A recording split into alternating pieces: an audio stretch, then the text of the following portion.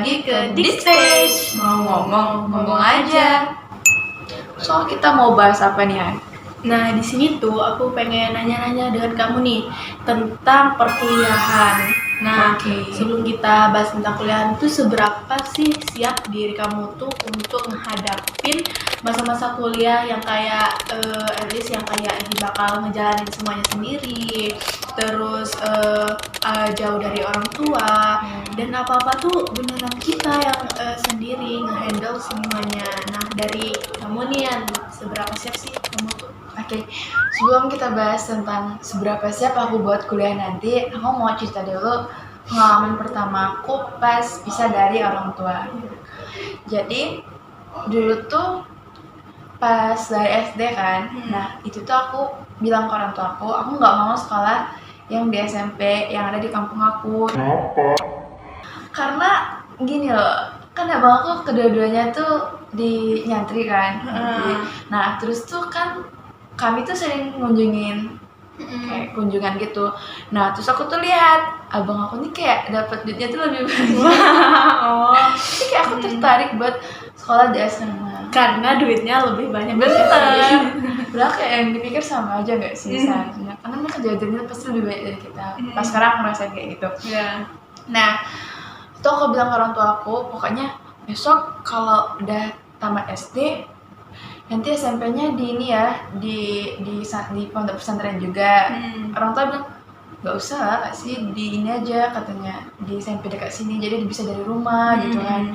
Bilang enggak abang di pesantren semua, aku bilang kayak gitu. Nah akhirnya direstuin ke pondok pesantren, terus dicari Pondok pesantrennya di mana? Di Jambi waktu itu. Oh di Jambi. Awalnya di Jambi. Tapi pas di Jambi itu cuma 2 bulan setengah. Cuma 2 bulan setengah? Iya. Asrama? Ya itu di Jambinya doang, tapi pindah nanti ke asrama juga. Oh berarti kamu udah 2 kali ya? Iya. Nah pas pertama yang di Jambi itu kan kita emang jauh, terus dari anak SD yang nggak tahu apa-apa, yang biasanya selalu disiapin apa-apa gitu dengan orang tua semua bareng-bareng kan. Terus pas nyampe situ shock, kan bangun tidur nggak ada orang tua lagi sih kita harus ngelakuin semua hal itu sendiri, harus bangun pagi-pagi cuma buat mandi. Habis itu langsung. Nah bangunnya itu jam berapa itu? Jam 3. Jam 3 sudah bangun. Karena identik banget pesantren kayak gitu. Nah terus di jam 3 kan mandi, terus sampai sejaman harus sama kawan juga kan. Jadi serempak nanti buat pergi ke kemana ya? Ke masjid. Ya itu kita pergi ke masjid jam 4. Dari jam 4 tuh udah melaksanain yang agenda pondoknya kayak gimana, baca Quran gitu, sholat sunnah lainnya. Nah itu habis itu juga kalau di pondok aku tuh kalau habis sholat subuh kan jam 5 sampai jam 15 tuh selesai tuh sholat subuh. Nah itu ada agenda rutinnya tuh kayak pemberian vocabulary gitu. Jadi tuh kalau misalkan pagi-pagi itu udah dihitung sama kakaknya buat lari ke kelas buat dikasih kosakata bahasa Inggris ataupun bahasa Arab gitu. Itu harus kita cepat-cepat banget. Iya. Kadang tuh kan kita masih baru ngerasain kan, harus lari-larian, kejar-kejar dengan orang dari asrama ke kelas. Terus kakaknya di depan gerbang asrama kakaknya udah ngitung 1, 2, 3 kayak keteteran. Iya kan, itu shock banget. Itu pertamanya. Nah dari situ itu tuh karena kita baru pertama dan aku baru ngerasain jauh dari orang tua juga, aku masih sering homesick. Sering ya, wajar sih kalau awal-awal sering nangis ya homesick. Masih sering banget ingat sama orang tua. Kayak apapun yang aku lakuin, kadang nih mau makan aja tuh ingat sama orang tua lagi. Dan kamu juga basic ya tuh dengan latar belakang background anak bungsu ya. Iya sih itu. Tapi kalau walaupun nggak bungsu semuanya kayaknya semua orang first time ngerasain hidup jauh dari orang tua tuh pasti ngerasain homesick. Iya. Soalnya aku juga punya teman anak pertama, dia juga homesick deh kayaknya. Tapi terus yang ada satu momennya tuh lagi, kan di situ lagi hujan. Ya.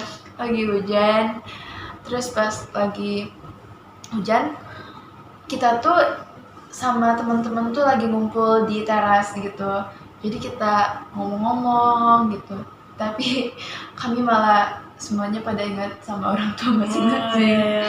Karena momen-momen hujan Vibes tuh hujannya itu kayak membawa kesedihan iya, gitu ya. bener. Ke niat sesuatu hal tentang kayak sama dengan orang tua. Iya. Sekarang ini pasti nanti dengan orang tua lagi gini-gini lagi kan. ngapain aja sih gitu. Iya. Sekarang pasti lagi makan gitu, Iya. gimana gitu. Nah, kalau kamu sendiri pernah nggak sih pas lagi di asrama tuh kepikiran sama orang tua?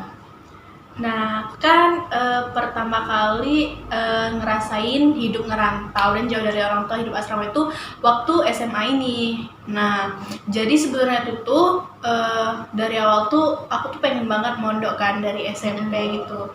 Nah, ternyata di situ orang tua aku belum ngizinin, soalnya kakak aku dua-duanya kuliah dan itu pada di luar semua kan gitu. Benar. Nah, jadi kan kayak orang tua aku tunggu aja dulu, tunggu mereka sudah selesai, nantilah SMA-nya baru gitu Biar bebas. ada yang nemenin orang tua gitu ya. Iya. Nah, kebetulan waktu itu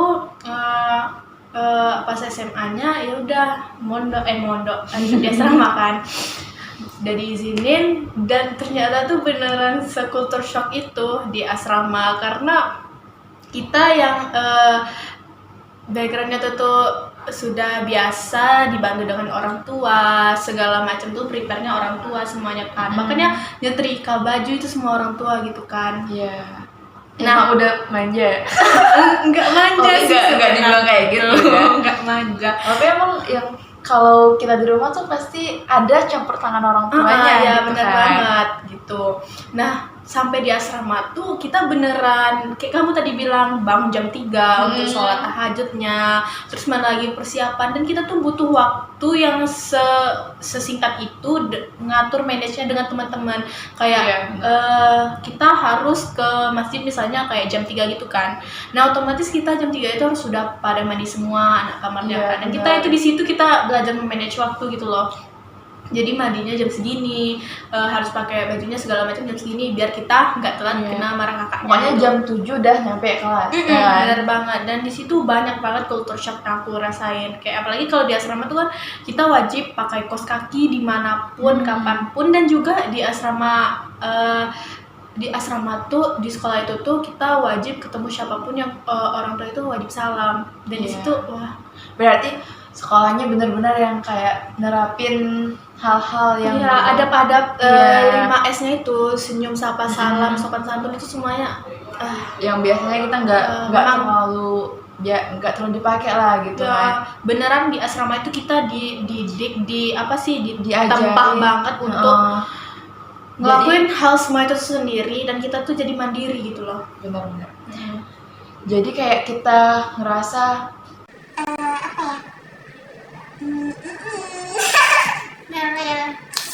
jadi kayak 1, 2, 3 jadi kayak apa ya dia apa ini kayaknya masih cerita kami lah 1, 2, 3. Nah, di situ tuh lah yang banyak banget aku belajar soalnya hidup asrama itu kan tentang memanage waktu dan segala macam.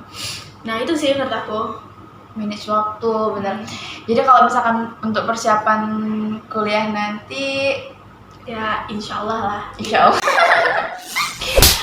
Terus kalau misal dari asrama, apa sih yang kamu dapat banget kayak ini nih bakal berguna deh buat kehidupan aku nanti gitu? Oh, kalau misalnya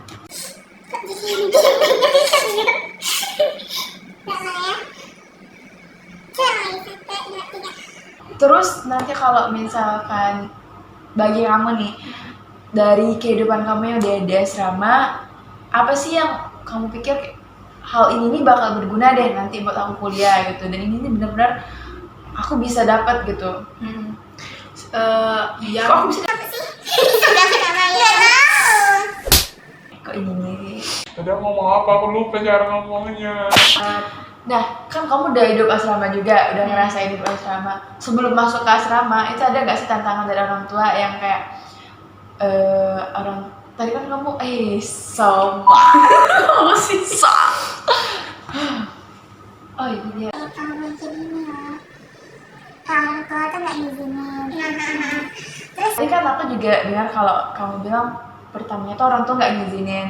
Terus pas SMA ini gimana sih ceritanya akhirnya orang tua tuh ngizinin buat masuk ke asrama gitu? Aduh, sebenarnya tuh panjang banget ceritanya sampai boleh diizinin. Nah, pertama kali aku balik lagi ya.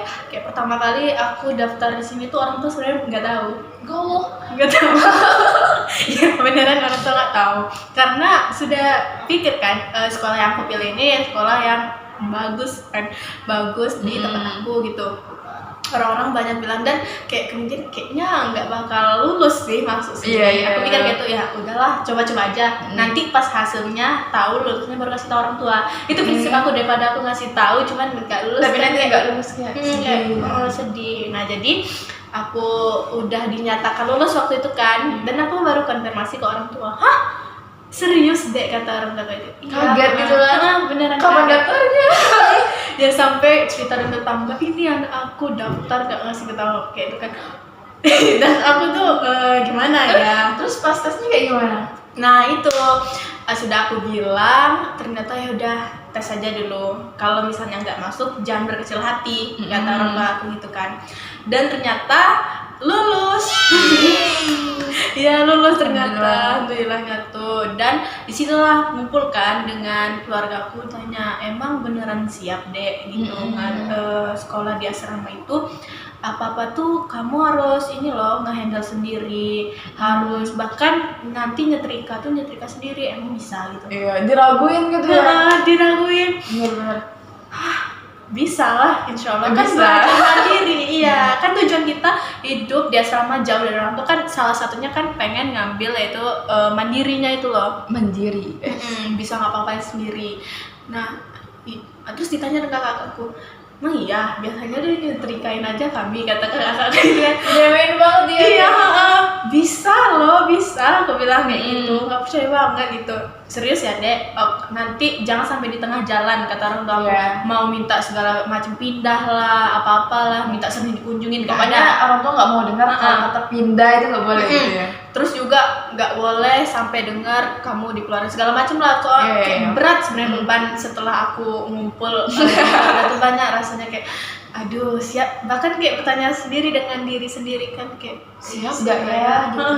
siap nggak ya, bisa nggak ya, ya Bismillah aja lah aku bilang kayak itu. Intinya niat aku baik, semoga dengan niat baik kita tuh bakalan mendapatkan hasil yang baik gitu kan. Nah juga salah satu kenapa aku juga diizinin karena kan sekolahnya tuh berasrama dan agamanya tuh ya bagus lah gitu kan. Nah di situ niat aku tekadnya sebenarnya tuh untuk melanjutkan tahfiz aku dulu. Nah soalnya kalau di SD dulu kan sekolahnya agama. Nah semenjak di SMP kan stop tuh 3 tahun. Nggak ada belajar agamanya, cuman yang agama umum-umum aja gitu kan. Dan di situ orang tua aku tetap ngelesin aku di tempat ngaji gitu kan. Pokoknya di SMP itu sudah pulang langsung Ngaji. di tempat ngaji. Nah juga itu salah satunya kenapa boleh diizinin karena juga di sini tuh ada tahfiznya gitu loh di asrama aku tuh. Itu benefit yang bisa kita dapat. Makanya orang tua aku tuh kayak lebih percaya lagi. Oh ya udah, yang penting kamu harus tahfiznya harus benar gitu. Iya benar. Beneran harus kecam itu, harus bisa tahfiznya gitu. Pokoknya kamu benar-benar sekolah 3 tahun itu tahfiznya harus dijaga gitu dan nonton. Diizinin tapi ada syaratnya Dengan gitu. syarat ya itulah kayak aku memegang beban. Aduh, Berat ya. masuk IC ini harus ini beneran orang tua. Gitu banyak. Napas. Mm-mm. Nah, aku juga pas hampir sama dengan kamu, tapi aku nggak dikasih beban tahfiz. Kalau aku gini, pas pertama kali dinyatakan lulus itu semuanya happy sih. Sampai guru aku pun juga ikut happy kan, karena iya. guru aku tuh benar-benar terlibat dalam hal pendaftaran aku. Yang benar-benar support kamu Iya. pas asrama ini. Iya, pertamanya tuh aku nggak tahu ini sekolahnya tuh di mana, tapi guru aku bilang ayo daftar situ katanya, siapa tahu nanti lulus gitu kan. Enggak apa kayak gitu kan awalnya. Terus coba dulu kata, nanti nggak lulus gak sih Pak? coba dulu aja Pak. Nah tuh aku daftar, aku bilang sama orang tua aku, kepala sekolah nyaranin buat sekolah lanjutannya ke sini, aku bilang kayak gitu. Boleh nggak daftar? Terus orang tua bilang di mana?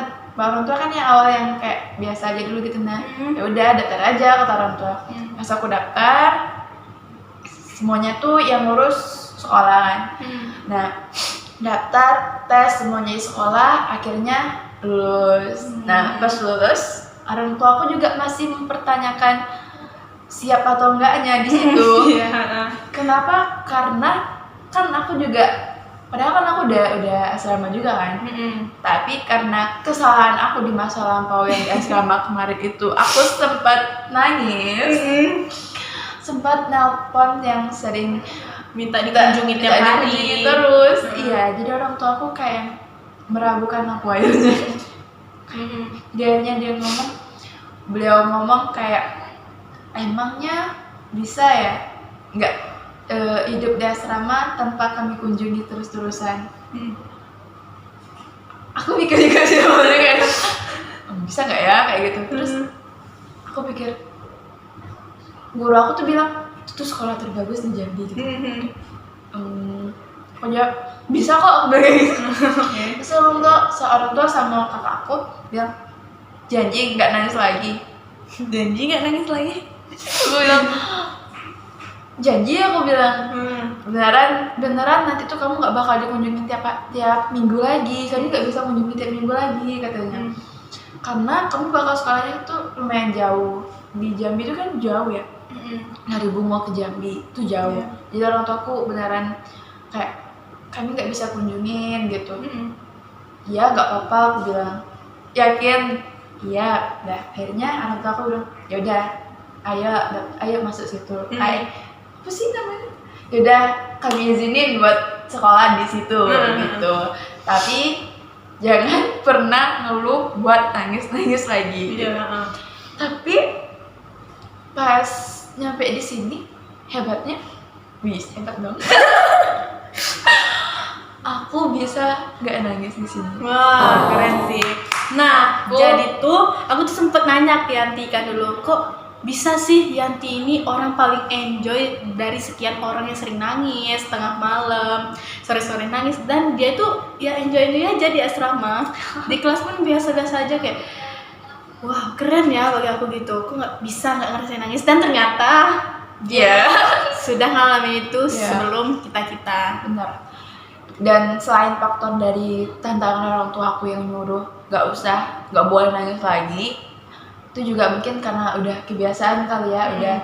Udah 2 tahun aku di asrama, jadi akhirnya udah terbiasa hidup sendiri, udah terbiasa dengan yang namanya pagi-pagi tuh langsung bukan pagi ya, subuh udah bangun, udah disuruh ke masjid, udah melakukan semua hal itu dengan sendiri dari pagi sampai malam, itu cuma ditemenin sama teman, jadi kayak very easy.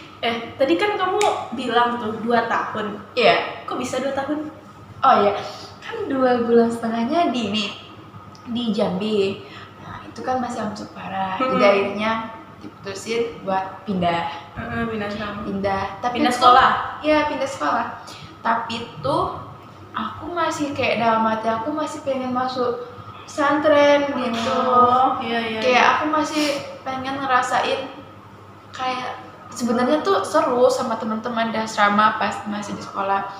Cuma namanya juga masih SD kan ya. Jadi kayak aku ya masih kepikiran sama orang tua, masih pengen dikunjungi gitu. Masih kayak yang seminggu tuh minimal bisa lah lihat wajah orang tua gitu kan. Terus akhirnya disaranin sama orang tuaku di sekolah yang di kota aku aja. Jadi tuh disaraninnya di Bungo, masih sekitar Bungo. Jadi itu masih bisa dikunjungin 1 minggu 1 kali, atau enggak tuh 1 minggunya 2 kali gitu. Jadi alhamdulillahnya kan kalau kayak gitu aku tenang jadinya, tenang. Jadi kayak 1 minggu tuh masih bisa nengok wajah orang tua gitu, masih bisa bercanda-bercanda sama orang tua gitu. Jadi bisa bertahan sampai 2 tahun. Oh, 2 tahun. Ya, Berarti tapi dari kalau kelas berapa? dari kelas 1 SMP juga, 1 SMP kan 2 bulan setengah tuh tadi pindah. Nah, di 7, kelas 8 berarti. Oh ya, kelas 8. Nah, dari kelas 8 tuh mutusin pindah lagi. Pindah lagi. Itu itu karena apa ya? Dulu pesantren yang aku kunjungin, bukan kunjungin, sempat sekolah di situ, sedikit ada konflik gitu. Terus karena orang tua aku yang nggak mau ribet gitu loh, yang aduh nanti ribet kayak gitu, jadi akhirnya udahlah pindah lagi aja. Jadi jalannya simpel banget gitu. Kesimpulannya tuh selama kamu SMP tuh 3 kali pindah. Jadi tuh 3 kali. Ya, jadi aku 3 kali ngerasain jadi anak baru. Oke. Tau gak sih, jadi anak baru tuh gak enak tau. Kenapa? Kayak kan kita anak baru, apalagi kita pindah, orang-orang tuh udah pada akrab gitu kan. Oh, jadi kita lebih beradaptasi lagi. Iya, gitu. orang-orang udah pada akrab. Orang tuh udah punya teman gitu. Kalau misalkan emang anak baru, semuanya anak baru gitu kan, kita masih kayak bisa mencari teman sesama teman yang sama-sama anak baru gitu kan. Nah, sedangkan kalau misalkan kita udah datang ke sekolah yang notabene Udah mulai duluan yang lain tuh udah mulai akrab dengan sesamanya, sedangkan kita baru tuh kayak aku diem di kelas, aku beneran diem karena aku nggak kenal dengan lingkungan aku.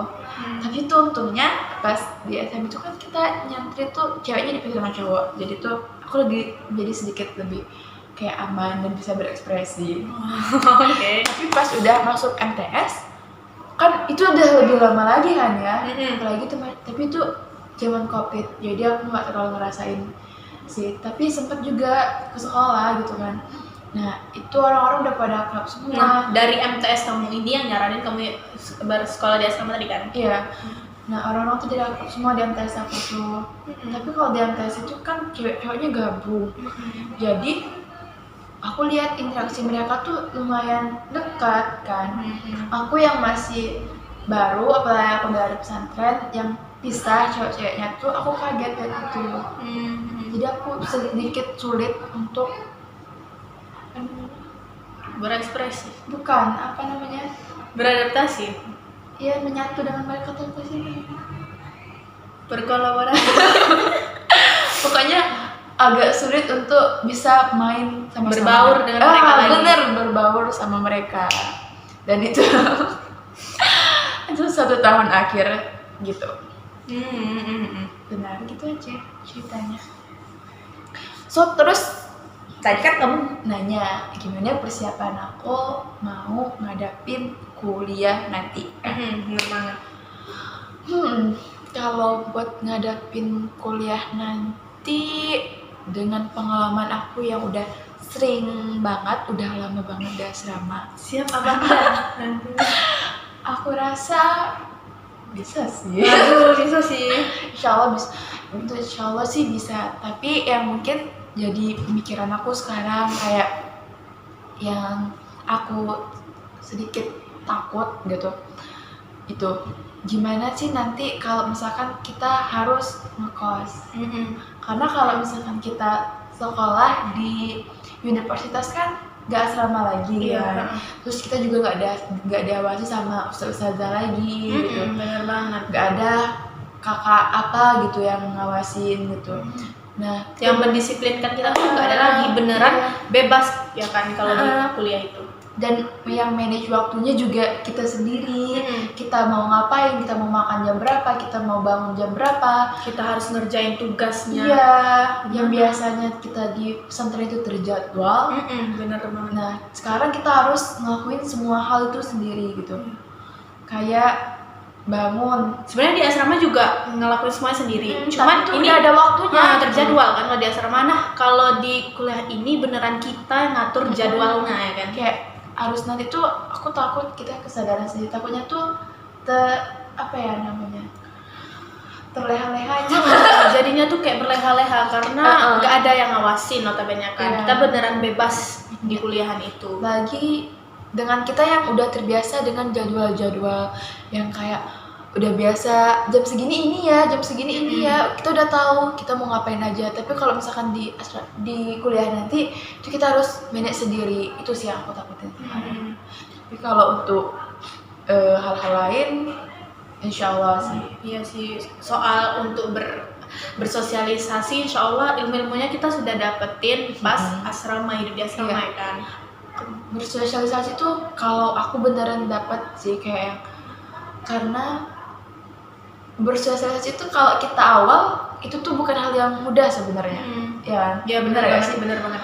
Kayak kamu rasain kan dari SMP terus ke asrama itu kan kalau di asrama ketemu sama teman dari pagi sampai pagi lagi, ngadepin semua sifat kawan tuh yang dari pagi sampai pagi lagi. Beneran gitu kan. 24 jam kita Iya. ketemu mereka. Iya. Berinteraksi dengan mereka, jadi kayak kalau di asrama tuh kita udah diajarin buat bisa memahami orang lain gitu. Bener banget. Nah beneran yang kayak kalau aku rasain kalau dulu pas masih di rumah kayak kita ngerasa semua hal itu bisa kita lakuin sendiri, bukan bisa kita lakuin sendiri, bisa kita tentuin sendiri gitu. Kayak kita mau apa, ayo gitu, orang tua yang ayo mau apa gitu, orang tua kan nanya kan, ayo kita mau apa sekarang, orang tua tinggal ngikutin kita gitu kan. Tapi kalau di sini kita nggak bisa gitu, kita nggak bisa apa-apa maunya kita nggak bisa gitu. Terus karena di sekeliling kita masih ada teman-teman kita juga harus. Terus yang kayak kalau misalkan kita lagi ada masalah dengan kawan kayak cekcok dikit aja gitu ya, kita nggak bisa yang langsung ngeluapin amarah kita, ih apa sih aku juga mau gini, aku gini. Iya, di asrama kita beneran nggak bisa gitu. Jadi kita kalau di asrama itu kita harus yang Ya, kita nahan emosi dulu, nahan redam belajar dulu. lebih dewasa gitu. Iya. Bukan berarti kita ngalah ya, bukan. Tapi kayak kita tuh demi tercapainya sebuah kedamaian. Jadi kita harus saling mengerti. Gitu. Ya kita lebih saling memahami sih. Iya. Dia ini sering marah-marah, berarti dia memang gitu. Iya, orangnya ngadapin orang yang kayak gini gimana? Dan kalau gitu. misalnya dia ini pemarah, ya kita nggak usah balas dengan marah gitu. Dan kita cukup kayak memahami aja. Oh, berarti dia memang sifatnya gitu. Iya, berarti kalau ngadapin dia nggak bisa kita emosi juga gitu. Jadi kayak sifat orang yang ini beda. Kalau juga ketemu dengan orang yang cuek, oh ya udah, berarti Iya. memang kayak gitu. Dan kita beneran harus nggak boleh kayak nentuin, ih kamu tuh gini orangnya, kamu tuh nggak bisa kita kalau di hidup di asrama. Nah jadi kalau seandainya kita kayak- ketemu lagi orang yang seperti itu di zaman Di kuliah nanti. kita insya Allah sudah terbiasa dengan hal-hal yang seperti itu. Jadi kalau untuk menyelesaikan masalah di perkuliahan nanti tentang bersosialisasi dengan kawan, dengan teman-teman semuanya tidak. Insya Allah bisa. Nah kalau kamu sendiri apa sih Han yang bakal beneran kepake ilmu yang dari asrama yang beneran kepake buat kuliah nanti gitu? Ilmu padi bang. Menyala bengkok. Enggak sih. Ya sebenarnya ya beneran hikmah yang kita dapetin setelah sekolah berasrama kan, kalau untuk kuliahnya itu nanti berguna banget ilmu-ilmu yang di asrama. Ilmunya bukan ilmu akademik aja, tapi ilmu sosialisasinya yang tadi sudah di-mention ya. Ilmu sosialisasi, terus juga hikmahnya banyak banget, kita jadi lebih mandiri. Jadi seandainya kalau kita di kuliah nanti kita nggak terlalu shock untuk ngadepin hal itu. Misalnya kayak sabun cuci habis, kita masih bisa ngelakuin hal yang lain gitu kan. Iya benar-benar. Gak perlu harus panik, dan kita itu sudah terbiasa dengan hal-hal yang sepele tapi itu mungkin nanti berdampak kaget misalnya di kuliah. Gitu. Misalnya kayak mie habis, misalnya kayak makan habis, kayak pasti kayak aduh gimana gitu kan. Ada pengganti lain. Ya gitu, jadi nggak terlalu shock gitulah pokoknya kalau misalnya kita sudah ngalaminnya sebelumnya. Juga hikmahnya banyak banget sih, selain kita bisa bersosialisasi, memahami teman, kita juga bisa memanage diri kita sendiri gitu. Kita bisa lebih berlatih menahan emosi kita, bisa mengontrol emosi kita. Iya benar, setuju banget sih. Iya. Hikmahnya ya ada hikmah satu lagi yang mana tuh? Nah, hikmah selanjutnya tuh juga aku dapetin ya, kan karena kita kayak gini, kayak gimana? Nah, itu. Oke. Nah, hikmah selanjutnya itu aku tuh ngerasain karena kita jauh dari orang tua. Nah, jadi ketika kita dikasih waktu untuk pulang pas waktu liburan itu, kita beneran yang quality time dengan orang tua kita. Karena kita sudah ngerasain kan hidup asrama itu jauh dari orang tua, kadang tuh kangen kayak lagi ngapain ya orang tua kita. Kayaknya butuh deh orang tua kita waktu kita lagi di asrama gitu. Iya. Nah, di situ pas waktu kita dikasih liburan untuk pulang, ya kita dengan kesadaran diri kita langsung yang membersihkan rumah sendiri tanpa disuruh, seperti kayak nyuci, ngepel, nyapu, itu beneran kita sudah ada tergerak dari hati sendiri Lebih gitu. peka gitu ya. Dulunya sebelum masih di rumah kan, masih anak SMP yang kayak apa-apa tuh harus disuruh dulu gitu. Nah, semenjak kita hidup di asrama, hal itu tuh nggak terulang lagi. Kita lebih peka dengan keadaan gitu. Nah, Karena sebelum disuruh kerasa orang tua nggak sih? kita bergerak sendiri Karena ya. kerasa nggak sih ternyata kalau hidup tanpa orang tua itu Rumit, susah Susah sebenarnya. gitu ya. Dan Ternyata- kita tuh butuh doanya orang tua. Nah, dari situ kita seringlah kita bantu orang tua kita kalau dikasih waktu liburan gitu. ternyata orang tua tuh sebegitu pentingnya ya dalam Penting hidup banget. gitu. Semenjak di asrama nggak ada orang tua, ternyata aku keteteran gitu kan. Ya, dulunya juga yang aku takut banget hidup di asrama karena nggak ada orang tua. Iya. Dulu kayak yang kalau misalkan itu ngerasa kayak yang biasa aja gitu kan ya. Kayak apa ya? Pokoknya selama masih ada orang tua di samping kita biasa aja gitu. Nah, sekarang sudah dikasih lepas tanpa hidup orang tua, nah baru ngerasain kan Iya bener. gimana nggak ada orang tua. Nah, dari situ kita lebih belajar kayak menghargai orang tua, menghormati orang tua. Kita lebih sadar dan peka dengan apa yang orang tua butuhkan tanpa disuruh. Benar banget. Setuju banget dengan persepsi yang ditelah apa sih? Kisah dari gue.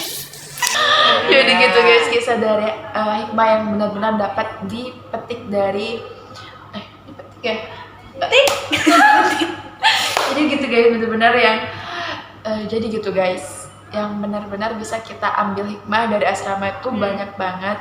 Hal yang bisa kita pelajarin di asrama itu banyak banget, dan yang sebenarnya tuh kalau misalkan sekolah itu di mana aja tuh Bagus gitu. Tapi kembali. Ini udah tugasnya sendiri udah. Nah, jadi tuh sebenarnya tuh yang benar-benar kita bisa ambil hikmahnya tuh dari pelajaran yang udah kita rasain selama di asrama tuh Sangat banyak sebenarnya. Nah, jadi Dan- sebenarnya ada sedikit saran untuk kita sebelum kuliah. Alangkah baiknya kalian hiduplah berasrama. Karena benefitnya banyak banget. Ya mungkin di awalnya kayak susah gitu kan, kayak sulit, rumit. Aduh, pokoknya kayak itu, tapi beneran sebenarnya asrama itu banyak banget benefitnya untuk kita. benar. Sebenarnya kalau sekolah dimanapun itu sama, kayak Sama. akademiknya sama, belajarnya juga sama gitu. Tapi kalau kamu di asrama, kamu bakal ngerasain hidup yang benar-benar Real Kamu- life without orang tua. iya, kamu harus mengatur sendiri hidup kamu. Apa-apa sendiri gitu kan. Benar.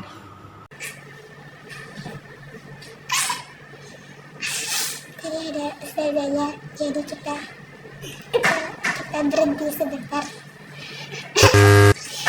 Nah, gini, tadi kan kita udah bahas tentang benefit yang bisa kita dapat kalau sekolah di asrama. Terus apa aja yang kita udah dapat gitu selama kita sekolah di asrama. Nah, tapi aku penasaran ya, yang benar-benar bikin kamu tuh kuat masih bertahan untuk tamatin sekolah di sini gitu. Di asrama ini tuh apa selain dari tantangan orang tua yang bilang nggak boleh ngeluh, nggak boleh berhenti di tengah, ada nggak sih hal lain yang bikin kamu tuh bertahan di sini gitu?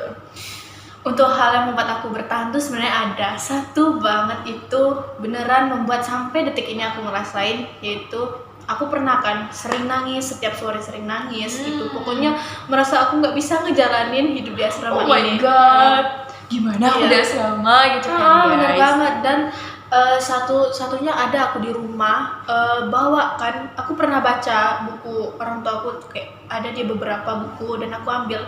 Itu namanya buku Zikir Pagi Petang. Masya Allah. Di situ aku baca keutamaannya. Yang pertama tuh, kita tuh bakalan dijauhi dari segala bala yang buruk. Kita dijauhi dari segala kesedihan, dan kita tuh bakalan diberi dengan lingkungan orang-orang yang baik. Gak pernah, pokoknya dipermudah segala urusan itu. Nah, aku tuh kayak Dengan buku itu beneran bisa ya bikin kamu tenang hidup di sini, nggak nangis belum, lagi. waktu itu belum percaya sebenarnya. Sebenarnya belum percaya. Masih? Emang iya ya. Emang bisa Bener gitu ya? Emang iya buku ini. Cuman astagfirullahaladzim. Cuman kayak Oh. ya udah coba aja dulu kan waktu itu. Itu kan dibacanya sehari 2 kali ya kan, pagi sama petang. Nah, sudah sehari, terus selanjutnya seminggu, bakal sebulan, dan aku beneran ngerasa, ih kok jadi lebih kuat gini ya ngadepin semuanya. Nggak ada lagi rasa-rasa nangis tuh, nggak ada. Terus segala beneran, sebenarnya kalau di asrama tuh banyak banget permasalahannya yang harus dijalani sendiri ya kan. Nah, setelah aku membaca buku itu beneran semuanya tuh kayak plong aja gitu, jalan semuanya lancar gitu, alhamdulillahnya gitu kan. Dan diberikan dengan orang-orang, teman-teman yang baik-baik gitu, dan itulah salah satu hal yang membuat aku kuat sampai sekarang. Bisa bertahan sampai sekarang. Benar banget. Dan kita udah mau lulus sekarang. Iya, benar banget. So, kayaknya udah ya podcast kita kali ini.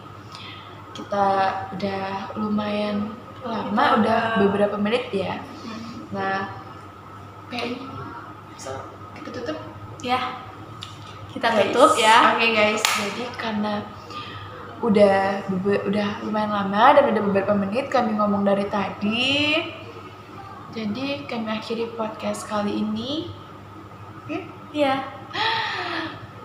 Bye bye semuanya, sampai ketemu di cerita-cerita berikutnya Di stage selanjutnya ya, dengan versi kita yang udah kuliah. di tempat masing-masing Dan kita dan bakalan dengan cerita lagi, insya Allah. impian yang kami inginkan masing-masing. Doain ya teman-teman semuanya. Iya. Bye. Oke, sekian dari kami. Cuman diam. Oke, sekian podcast dari kami. Oke, itu udah 3. Oke, sekian podcast dari kami. Aku Napriyanti dan Aku Hanifah Maulidia nanti. kami tutup podcastnya dengan Assalamualaikum warahmatullahi wabarakatuh. Halo semuanya.